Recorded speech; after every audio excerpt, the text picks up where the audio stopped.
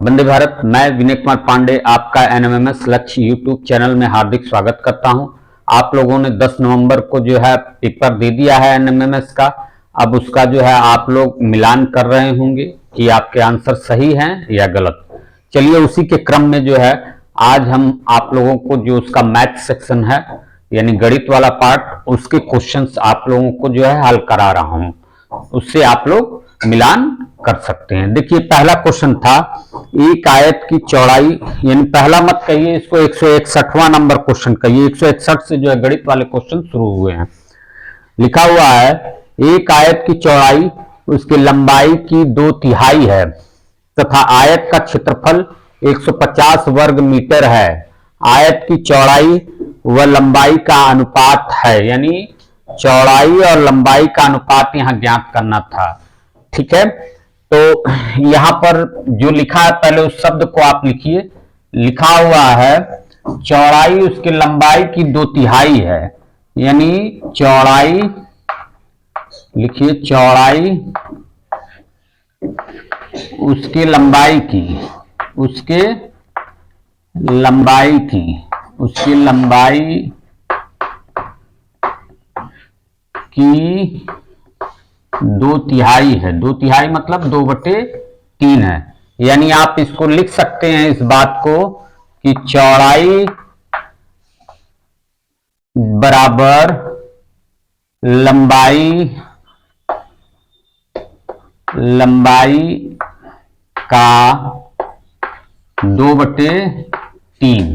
ठीक है, फिर उसके बाद आप इसको लिख सकते हैं लंबाई का 2/3 का मतलब क्या हुआ कि लंबाई, इसको भी लंबाई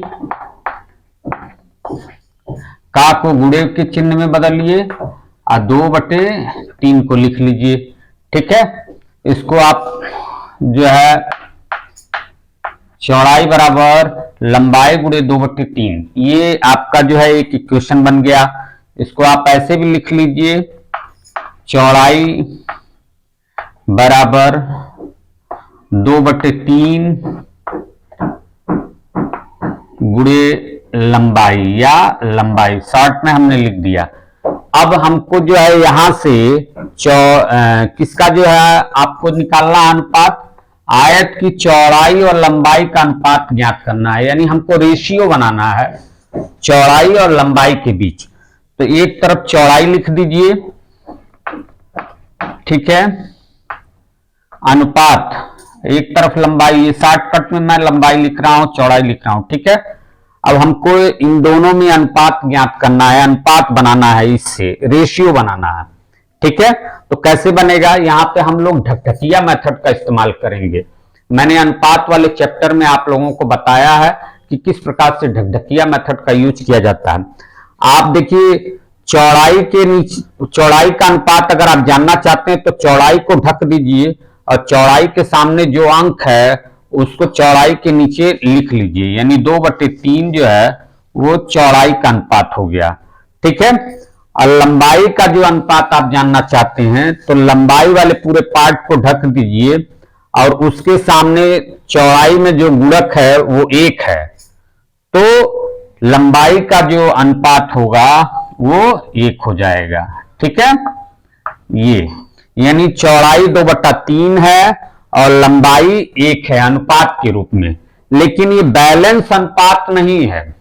ठीक है, ये बैलेंस अनुपात नहीं है, इसको हमको बैलेंस करना पड़ेगा। बैलेंस कैसे होगा, बैलेंस करने के लिए हम इसके नीचे जो है 1 लिखेंगे, ठीक, और 1 लिख करके इसमें हम लोग क्रॉस मल्टीप्लाई करेंगे, ऐसे क्रॉस मल्टीप्लाई। ठीक है, तो 1 का गुणा 2 में जब हम करेंगे तो चौड़ाई के नीचे चौड़ाई अनुपात लंबाई, लंबाई, ये आपका जब 1 का गुणा 2 में होगा तो चौड़ाई के नीचे 2 आ जाएगा, और 3 का गुणा 1 में होगा तो लंबाई के नीचे 3 आ जाएगा, यानी चौड़ाई और लंबाई के बीच 2 और 3 का अनुपात है। ठीक है, यही इसका आंसर है। यही इसका आंसर है। लेकिन देखिए शॉर्टकट में भी इसका आंसर आप लोग निकाल सकते थे। कैसे? जब ऐसा शब्द बन जाए चौड़ाई उसकी लंबाई की 2/3 है, तो जो वेरिएबल पहले आएगा, चौड़ाई पहले आया है तो चौड़ाई का जो अनुपात होगा ये ऊपर वाला 2 हो जाएगा, ठीक है। और जो वेरिएबल बाद में आया यानी लंबाई बाद में आया है तो उसका अनुपात नीचे वाला ये 3 हो जाएगा। देखिए उसी प्रकार से ये आंसर आया है। चौड़ाई और लंबाई का जो अनुपात आया है वो 2 और 3 का आया है। तो देखिए इसमें विकल्प नंबर कौन सा है? ये 161वां क्वेश्चन है, तो इसमें विकल्प नंबर 1 है आंसर। विकल्प नंबर 1, विकल्प 1 है आंसर, ठीक है। विकल्प नंबर 1 इसका आंसर है। इस प्रकार से ये क्वेश्चन आपका जो हो गया। चलिए हम लोग जो है दूसरा क्वेश्चन करेंगे। देखिए बेटा इसमें जो ये क्षेत्रफल 150 वर्ग मीटर दे रखा है ये फालतू का दे रखा है, आपको सिर्फ जो है डिस्टर्ब करने के लिए दे रखा है। इस क्षेत्रफल वाले का कोई जो है मतलब नहीं है आंसर निकालने में और न इसका कोई यूज है। चलिए अब अगला क्वेश्चन देखते हैं। आइए देखिए ये 162 नंबर क्वेश्चन कितना आसान है, बहुत ही आसान है।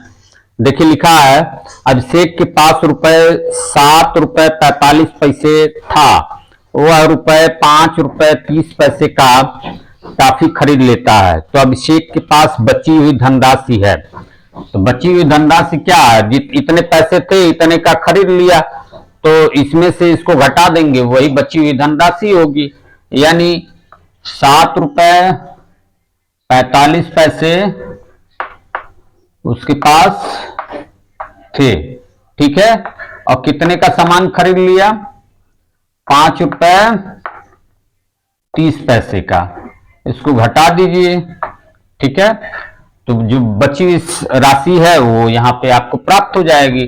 5 में से 0 गया 5, 4 में से 3 गया 1 और दशमलव के नीचे दशमलव आ गया, 7 में से 5 गया 2, यानी ₹2.15 यही बची हुई धनराशि है। यही इसका आंसर है। आंसर का विकल्प नंबर देखिए आपका विकल्प पहला है, ये भी विकल्प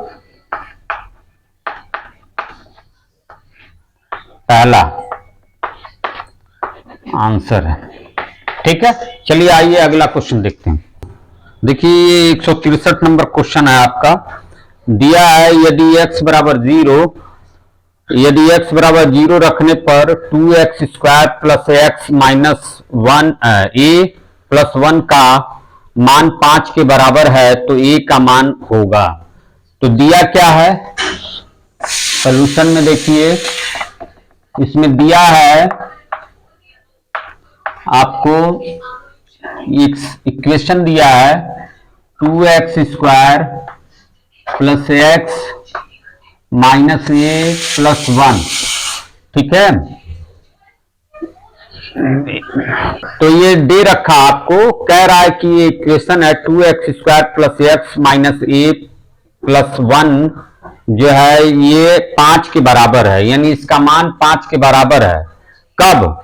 जब यदि x बराबर 0 रख दिया जाए। तो इसमें 0 रख दीजिए। x बराबर 0 रखने पर x बराबर 0 रखने पर जो है आपका हो जाएगा 2 x बराबर 0 रख दिए यानी 0 का होल स्क्वायर प्लस यहां भी x का मान 0 रख देंगे, फिर a फिर प्लस 1। आइए इसका मान किसके बराबर हो जा रहा है? कह रहा 5 के बराबर हो जा रहा है। 5 के बराबर हम लोग रख दिए। अब देखिए यहां x के मान की जगह ये 0 हमने रखा था और 2 पहले ही से था, तो 2 का गुणा 0 में करेंगे, 0 का वर्ग 0 ही होगा और 2 का गुणा 0 में करेंगे तो क्या हो जाएगा 0। और फिर ये 0 है आपका, फिर ये आपका ऋण a है, फिर ये आपका प्लस 1 है, तो प्लस 1 आप इधर ले जाइए, हो जाएगा 5। आइए 1 जब इधर जाएगा तो क्या हो जाएगा ऋण 1, ठीक है, माइनस 1 हो जाएगा। फिर आप देखिए ये 0 0 तो खत्म हो गया, यानी माइनस ए इक्वल टू 5 में से 1 जाएगा, कितना हो जाएगा? 4 हो जाएगा। अब यहां का चूंकि हमको ए का मान मालूम करना है, ए का मान मालूम करना है, माइनस ए का यहां मान आपका निकला है, तो माइनस का गुणा दोनों साइड में कर देंगे। माइनस का गुणा करेंगे तो ये माइनस माइनस प्लस हो जाएगा, और इधर माइनस का गुणा होगा तो ये -4 हो जाएगा। यानी ए का मान ज्ञात करना था, ए का मान जो है आपका निकल गया, ये आ गया -4। कौन सा विकल्प सही है? इसमें देखिए विकल्प नंबर 4 सही है, विकल्प नंबर 4, विकल्प 4 यही आंसर है। चलिए अगला क्वेश्चन हम लोग देखते हैं। देखिए क्वेश्चन नंबर आपका 164 है। 164 में दे रखा है, यदि दो राशियां x और y प्रतिलोम समानुपातिक हो तब इसमें से 4 विकल्प दिया हुआ है। एक दिया है x माइनस वाई का मान अचर है, दूसरा दिया है x प्लस वाई का मान अचर है, तीसरा दिया है x बटा वाई का मान अचर है, चौथा दिया है x गुणे वाई का मान अचर है। तो इसमें दिया क्या है पहले उसको देखिए। यदि दो राशियां x और y प्रतिलोम समानुपातिक हो तब, देखिए अगर x y के अनुलोम समानुपाती होगा तो इस तरीके से लिखा जाएगा। ये अनुलोम समानुपाती का होता है, अनुलोम समानुपात, अनुलोम समानुपात होता है ये, ठीक है। लेकिन ये कह रहा है कि प्रतिलोम समानुपाती है, यानी x y का प्रतिलोम समानुपातिक है, तो उसको इस तरीके से नहीं लिखा जाएगा, उसको इस तरीके से लिखा जाएगा x समानुपात 1/y, 1/y। अब यहां पर यही जो प्रतिलोम समानुपात है, क्या होगा? प्रतिलोम समानुपात, प्रतिलोम समानुपात, ये आपका हो गया प्रतिलोम समानुपात। अब जरा इसको, इसका कोई काम नहीं है, इसको हटा दें। प्रतिलोम समानुपात, तो प्रतिलोम समानुपात में अब अगर जो है इसका गुणा इसमें किया जाए, x का गुणा y में अगर हम लोग कर दें तो x गुणे y बराबर क्या हो जाएगा? समानुपात क्या हो जाएगा? 1 के। यानी जो है x और y का जो गुणा होगा वो अचर के मान के बराबर होगा। एक क्या है? अचर है, कांस्टेंट वैल्यू है जो चलती नहीं है, और x y क्या है? वेरिएबल है, यानी चर है, ठीक है। तो x गुणे y का जो मान होगा वो अचर होगा, यानी ये चौथा विकल्प आपका सही है, x गुणे y का मान अचर है, ठीक है। यही चौथा आंसर आपका सही है। चलिए अगला क्वेश्चन देखते हैं। देखिए ये 165 नंबर क्वेश्चन है, यहां पर मैंने इसको लिख दिया है, ठीक है। ये देखिए वृत्ताकार पाइप की त्रिज्या 10 सेंटीमीटर है। पाइप के चारों ओर एक चक्कर लपेटने के लिए आवश्यक टेप की लंबाई है, ठीक है। यानी एक वृत्ताकार पाइप है, मान लीजिए वृत्ताकार पाइप, ये वृत्ताकार पाइप है ये मान लीजिए, ठीक है, जिसकी त्रिज्या 10 सेंटीमीटर है। मान लीजिए ये सेंटर है, यहां से ये 10 सेंटीमीटर इसकी त्रिज्या है, ठीक है। पाइप के चारों ओर एक चक्कर लपेटने के लिए आवश्यक टेप की लंबाई है। अगर मान लीजिए यहां से हम लोग एक टेप जो है लपेट करके इसके चारों तरफ, पाइप के चारों तरफ ला रहे हैं, तो ऐसे लाएंगे इसके ऊपर से ही और ला करके यहां तक छोड़ देंगे। तो जब छोड़ देंगे तो पूछ रहा है टेप की लंबाई क्या होगी, तो वो टेप क्या नापेगा? इसकी परिधि को ही नापेगा ना, वृत्त की परिधि को ही नापेगा।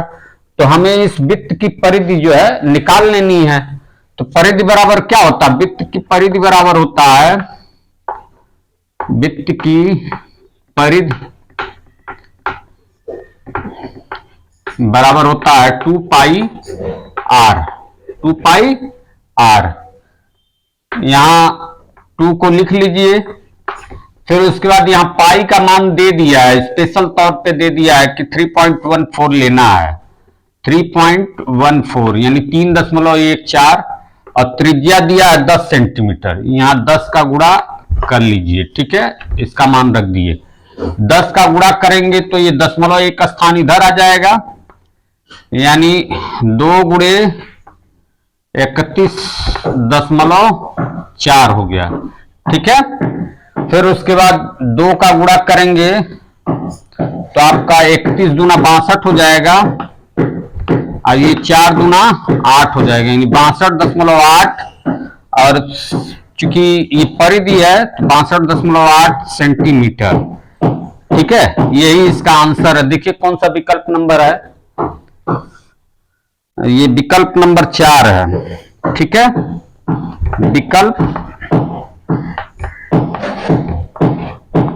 4, यही इसका आंसर है। चलिए अगला क्वेश्चन देखते हैं। आइए देखिए क्वेश्चन नंबर 166 है।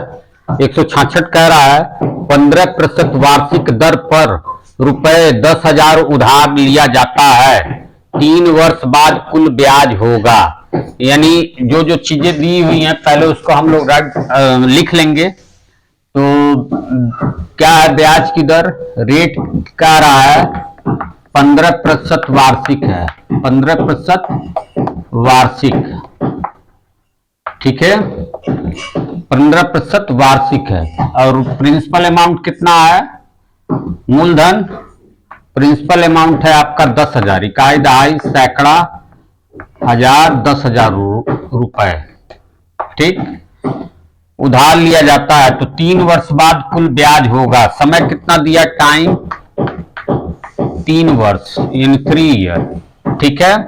कुल ब्याज होगा, यहाँ कुल ब्याज मतलब साधारण ब्याज पूछा है, ठीक है, इंग्लिश में दिया हुआ सिंपल इंटरेस्ट, यानी साधारण ब्याज आपका पूछ रहा है, कुल ब्याज ये पूछा हुआ है। तो जो आपकी बुक की मेथड है उससे आप लगाइए। तो ब्याज बराबर आपका क्या होता है, ब्याज बराबर आप जानते हैं कि ब्याज बराबर होता है मूलधन गुणे दर गुणे समय बटा 100। मूलधन मतलब प्रिंसिपल अमाउंट, ठीक है, रखिए इसमें। तो 10,000 इकाई दहाई सैकड़ा हजार 10,000, और दर का मतलब ये आपका है रेट 15%, ठीक है, 15, और समय आपका ये 3, ठीक, 3 भर दिया और नीचे 100 लिख दिए। 100 से 1 जीरो इससे कट गया, 1 जीरो इससे कट गया, ठीक है। 15 तिया 45 हो गया, 45 के पीछे ये 2 जीरो लग जाएगा, यानी 4500, यानी 4,500 रुपए जो है इसका ब्याज होगा, 4,500 रुपए इसका ब्याज होगा। यही इसका आंसर है। अगर इसको मैं अपने मेथड से बताऊं, अगर आप लोगों ने मेरा वीडियो देखा होगा तो उस वीडियो से जो है हम लोग चलिए निकालते हैं साधारण ब्याज। उसमें हम लोग क्या निकालते हैं, सबसे पहले जो प्रतिशत ESI निकालते हैं, यानी ये दूसरा मेथड जो मैं अपने वीडियो में बताया हुआ हूं। सबसे पहले हम लोग प्रतिशत ESI निकालते हैं। प्रतिशत ESI बराबर होता है रेट इंटू टाइम, यानी रेट कितना है, रेट आपका दे रखा है 15 और टाइम कितना दे रखा है 3 साल, यानी 15 गुणे 3 यानी 45%, ठीक है। प्रतिशत ESI कितना निकले, यानी साधारण ब्याज प्रतिशत में कितना निकल गया, 45% साधारण ब्याज लगेगा।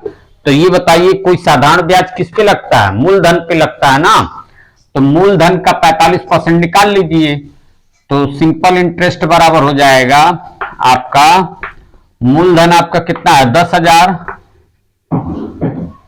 10,000 का 45%, ठीक है।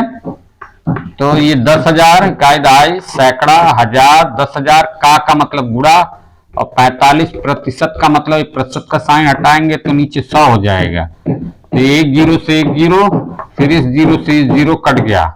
अब ये 45 बचा है और 100 बचा है, तो ये 2 जीरो 45 के पीछे चला जाएगा, 4500 यानी 4,500 रुपए। इससे भी देखिए इतना ही आया। उसमें हम लोग सबसे पहले प्रतिशत ESI निकालते हैं। तो इसका कौन सा विकल्प आंसर के रूप में है, इसका आंसर है तीसरा वाला, यानी विकल्प विकल्प 3 जो है इसका राइट आंसर है। ठीक है, यही आंसर है विकल्प 3। चलिए अगला क्वेश्चन हम लोग देखते हैं। देखिए क्वेश्चन नंबर आपका 167 है। इसमें आप दिया हुआ है 6859 का जो है घनमूल निकालना है। तो घनमूल मैंने चेक किया, तो इस नंबर को आप चेक करेंगे तो ये विभाजिता से, तो ये 2 से भी डिवाइड नहीं है, 3 से भी डिवाइड नहीं है, 4 से भी नहीं है, 5 से भी नहीं है, 6 से भी नहीं है, 7 से भी नहीं है, उसके बाद 8 और 9 से भी नहीं है, 10 से भी नहीं है, फिर उसके बाद 11 वाला भी चेक करेंगे आप लोग, तो 11 से भी नहीं है। इसी प्रकार से ये नंबर जो है आपका जा करके 19 पे जो है डिवाइड हो रहा है और किसी नंबर से जो है डिवाइड नहीं हो रहा है। ठीक है, तो इसको आप लोग जो है 6859 इसमें 19 से जो है भाग देंगे, तो 19 से भाग देंगे तो 19 तिया 57 आपका बचेगा जो है 11, 115 हो जाएगा, फिर 19 छक्के 114, फिर 19 बचेगा 361 हो जाएगा, फिर 19 से जो आप भाग देंगे तो फिर 19 बार जाएगा। ठीक है, फिर 19 से भाग देंगे ये 1 आ जाएगा। तो आपको मिला क्या? आपको मिला 19 गुणे 19 गुणे 19, यानी इसमें 3-3 का पेयर बनाना होता है, जो 3-3 का जो त्रियुग्म बनाना होता है, युग्म। तो इसमें आपका जो है आंसर निकल के आ जाएगा 19। तो पहला वाला आंसर इसका सही है, विकल्प 1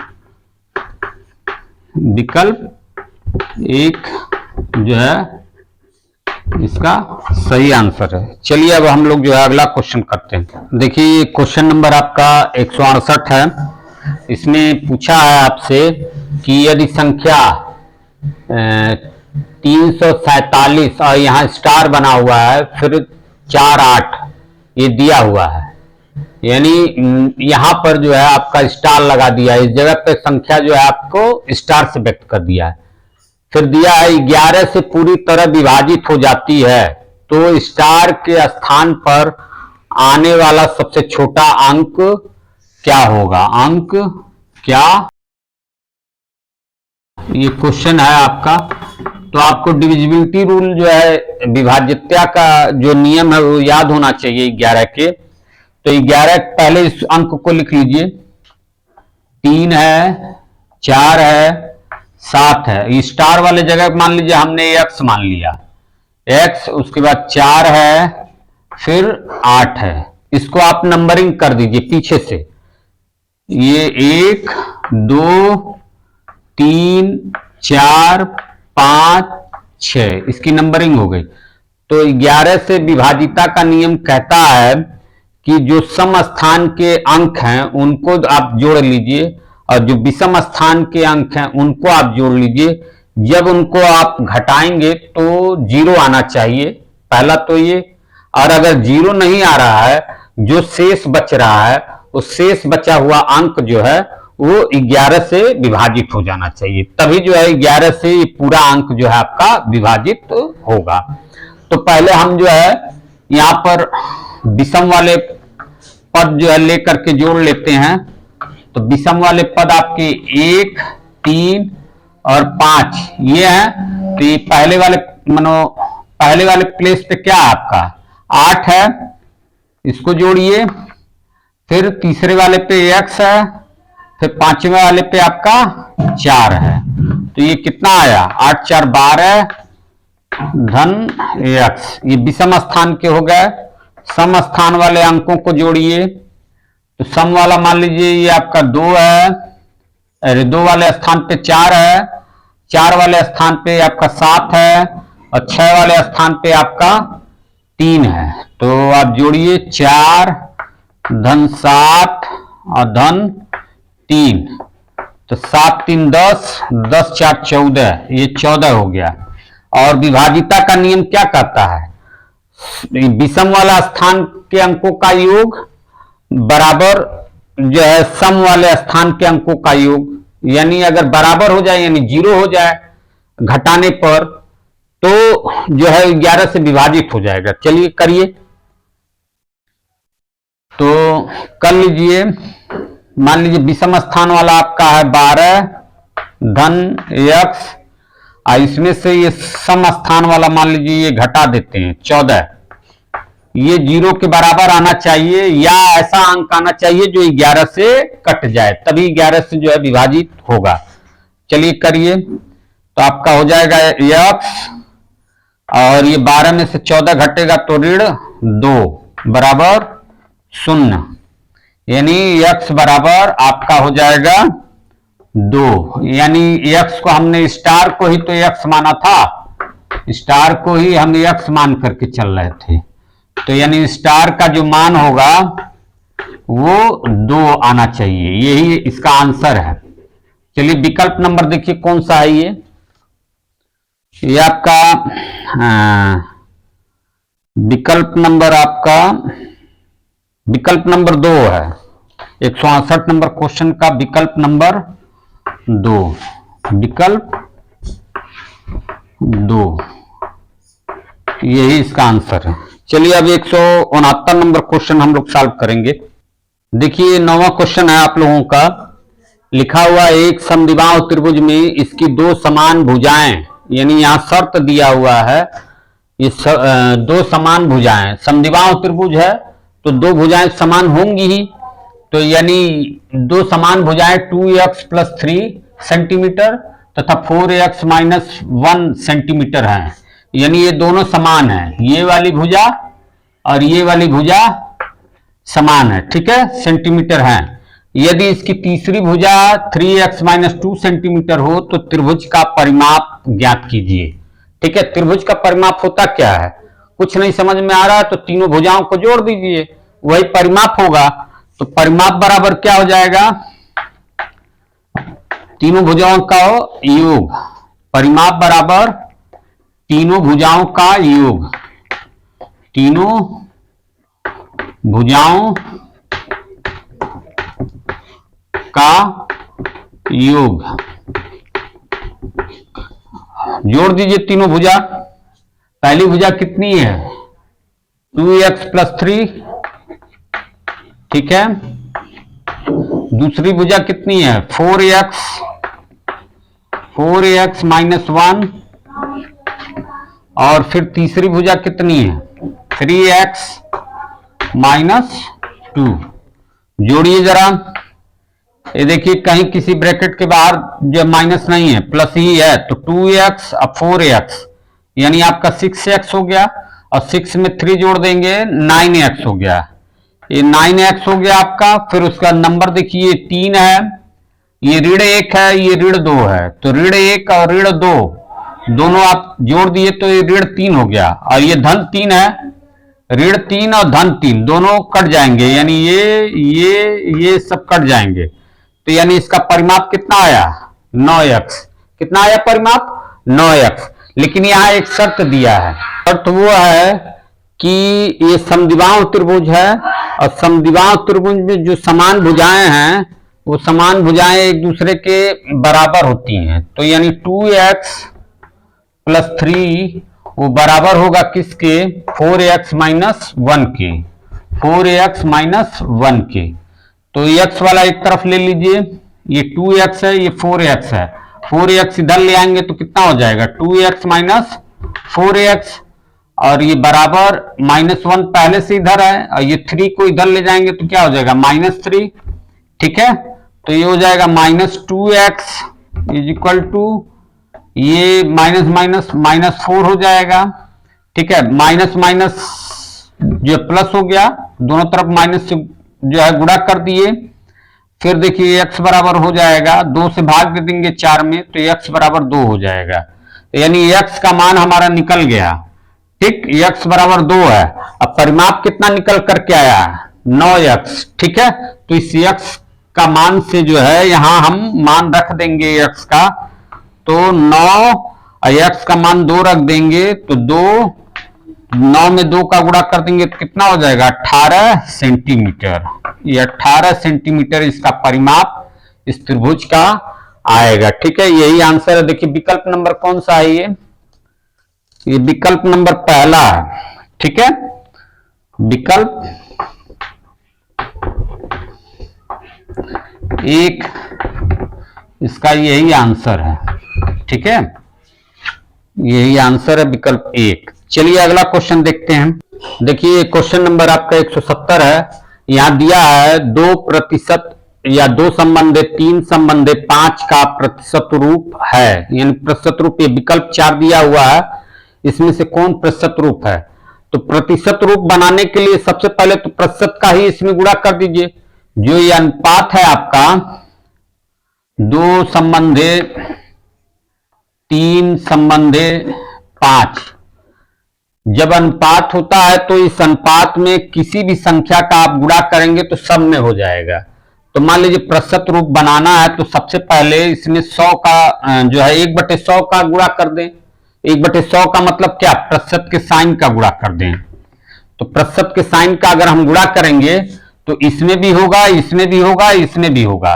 तो ये क्या हो जाएगा? 2%। ठीक है, ये क्या हो जाएगा? 3%। ये क्या हो जाएगा? 5%। लेकिन विकल्प के रूप में कहीं भी 2%, 3% और 5% नहीं है। 20%, 30% और 50% है। तो इसका मतलब इसमें हम लोग 10 का गुणा और कर देंगे। कितने का गुणा कर देंगे? 10 का गुणा और कर देंगे। 10 का गुणा अगर कर देंगे तो 2 में 10 का गुणा करेंगे तो कितना हो जाएगा? 20। और ये प्रतिशत का साइन से पहले ही गुणा किए हुए हैं तो 20%। फिर उसके बाद ये भी हो जाएगा 30%। और फिर 10 से इसमें भी गुणा करेंगे तो कितना हो जाएगा? 50%। ठीक है, ये आपका जो है हो गया। यही जो है आपका विकल्प नंबर 4 जो है इसका राइट आंसर है। ठीक है, तो चूंकि वीडियो लंबा हो गया है और इसमें मैंने जो है आपके यूपी एनएमएमएस परीक्षा जो 10 नवंबर को हुई है उसमें मैंने गणित सेक्शन को जो है हल करके आप लोगों को बताया है। और 20 क्वेश्चन आते हैं, 20 में से 10 क्वेश्चन आप लोगों को इस भाग में मैंने इस वीडियो में बता दिया है। और बाकी जो 10 क्वेश्चन है वो मैं अगले भाग में लेकर के आऊंगा, क्योंकि वीडियो लंबा हो गया है। इसी के साथ मैं इसको समाप्त करता हूं। आप लोग भी इसको देख करके कुछ कमेंट करिए, देखिए सही है कि गलत है, मिलाइए अपना। ठीक है, इसी के साथ समाप्त करता हूं। वंदे भारत।